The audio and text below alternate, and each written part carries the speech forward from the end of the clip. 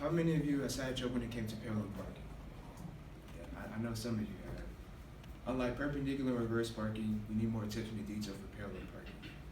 There is no doubt that it takes practice to master it, just like with about everything else in life. But no worries, I'll be explaining step by step how this procedure should be perfectly executed. So without further ado, let's jump to the first step. So step number one is to find a parking spot. Make sure before you make your decision to make sure that the space is big enough for your parking spot. This way you avoid any potential scrapes or scratches. Step number two is to make sure that the space is safe. Look for any signs that indicate any parking regulations in the area.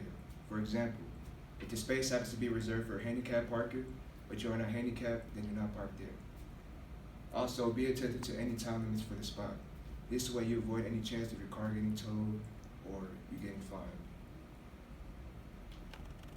Step number three is to turn on your signal. Turning on your signal indicates that you're about to take the space.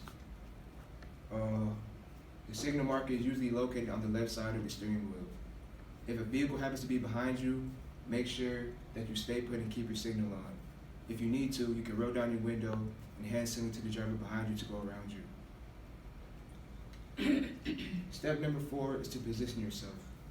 Make sure that your car's rearview mirror and the parked car's rearview mirror is aligned with each other. About 50 to 60 centimeters between your vehicle and the parked car's vehicle is necessary. The tighter the space though, the closer you need to be to the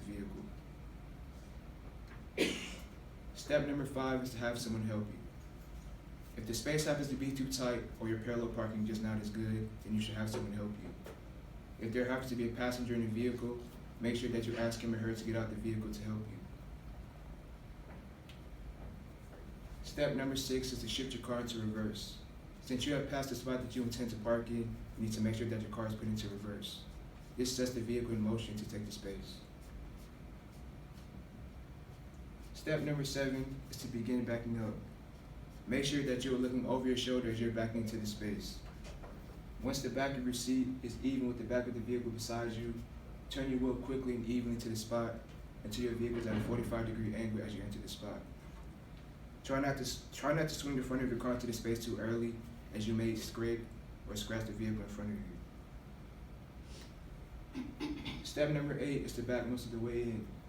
Continue to back in at an angle until the rear wheel nearest the curb is about 1 foot or 30 centimeters away from the curb.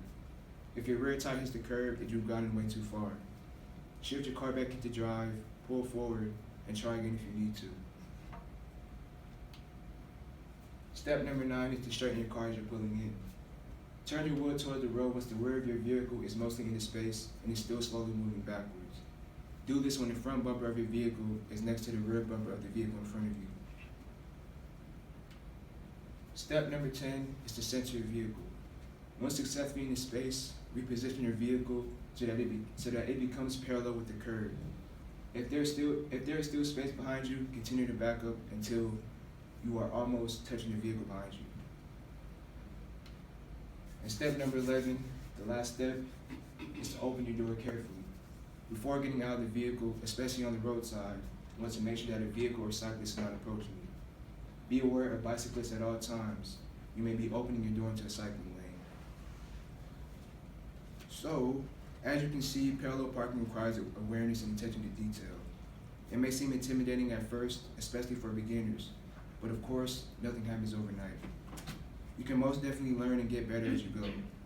With the following of these steps, you'll become a pro at parallel parking and not the average idiot on the road.